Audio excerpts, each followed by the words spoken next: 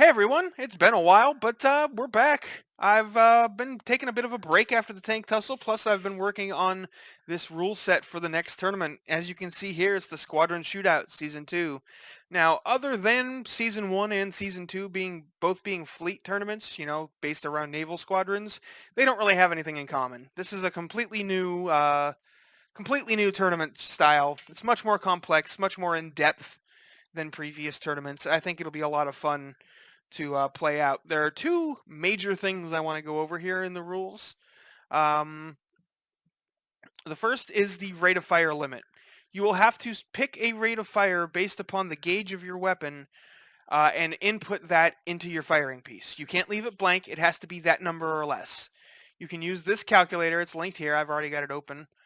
And you just put your gauge in. You'll have to make a copy of your own in order to do it, and it tells you what your max RPM is. And what that does is it evens out the gauges a bit because it's set up such that if everything else is equal between a gun, and the only difference is the RPM, you know, in the gauge, a 500 millimeter gun will do the same damage or damage per second, damage per minute, whatever you want to call it, as a 60 millimeter gun. And that puts you into a situation where you need to pick your gauge for the task. Like, you don't want to use a 500 millimeter gun to shoot down fast, dodgy little aircraft. You want that to be a capital ship killer. Because with it only firing every 6 seconds, it's not going to do well if it only has like a 20% chance to hit something because it's so dodgy and turny and whatnot. That's just, trying to make it so that choosing the gauge is an actual thought process rather than what's the biggest I can get into, this gun and how fast can I fire it. Other than that, the big thing is classes. Yes, there will be different types of ships that you can make, ranging from little bitty patrol boats to full-on battleships. There are also cargo ships, which have the ability to use ammunition processors and fuel refineries, as well as um, do resource resupply amongst surface vessels. The carrier classes can also do that, but they can only do resupply through aircraft, but they also provide air supply. Now, the way supply points work is for regular surface vessels, you have 30 supply points to spend on your fleet. You can spend however much you want up to 30. Or I think the minimum is 25. 25 to 30 is the requirement. So yeah, but aircraft cost air supply. And the only way to get air supply is to have a carrier. Now, the escort carrier has the weakest weapons and provides the least amount of air supply for supply spent. The fleet carrier has slightly better weapons, but provides the most air supply for supply spent. And then the assault carrier is in the middle. It provides 6 supply for 8 supply spent, which is still technically worse than the escort carrier, I believe, on supply to air supply. But it has much better guns. So, it's an attack craft that also happens to carry aircraft. But it doesn't carry as much. So yeah. And yeah, so we've got simple fighters all the way up to flying fortresses.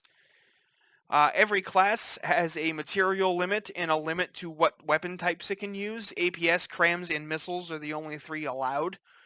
Some classes, like the Flying Fortress here, can use all 3. Most of them can only use one or 2. You're also restricted based upon gauge and ammunition type that they can use, as well as, propulsion systems and construction materials. I'm not going to go over that for every single class. That's something you can look at in the rules yourself if you would like to participate. For the submissions, we're going to need a bit more information. I'm going to need to know all of this stuff, for spawn order. I'm going to need to know the names of your vehicles, the material costs, all that stuff. It's all here. And then you have to submit it to me as a single file. And what I mean is, basically, I want you to make a zip file. Now, if you find some other way to compress them down into one thing, that's fine, but I can't have individual blueprints floating around places. I'm going to lose them or misplace them or get them confused with something else and give the wrong person the wrong blueprint. And yeah, so please just, put them in a zip or something like that. And yeah, and when I say them, I mean your blueprints and the text document with your fleet information, the fleet document. Okay. Other than that, yeah, it's open for submissions. I'm only taking submissions through Discord.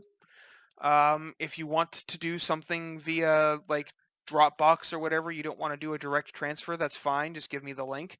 But I'm only accepting submissions through Discord PM. I'm moving most of everything I do for my videos and tournament hosting to Discord. I'm not going to be using the forums and stuff as much because Discord is just so much easier.